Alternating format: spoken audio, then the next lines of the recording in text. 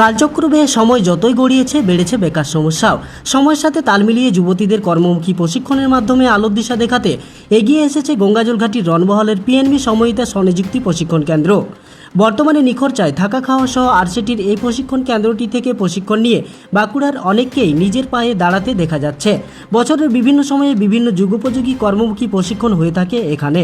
বৃহস্পতিবার তাদের 30 দিন মেয়াদী বিউটি পার্লার কোর্সটি সম্পন্ন হয়।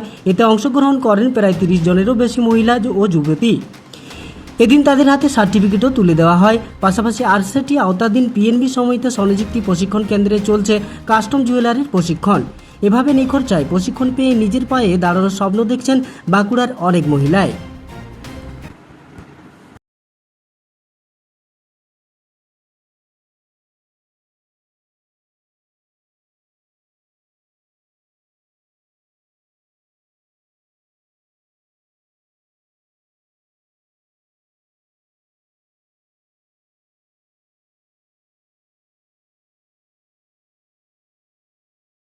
বিউটি পার্লার ম্যানেজমেন্টের ট্রেনিং হয়েছে। কতদিন ধরে শিখলেন? 30 দিনের কোর্স এটা।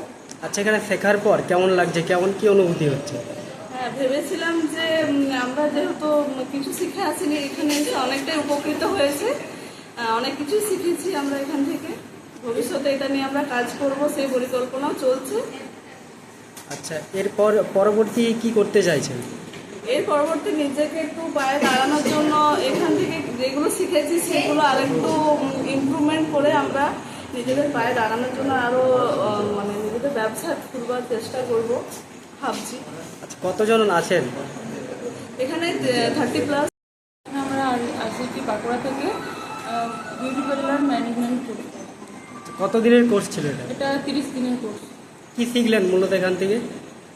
এখান থেকে শিখেছি pedicure, manicure, back massage, facial, detan, threading, hair spa, hair cutting.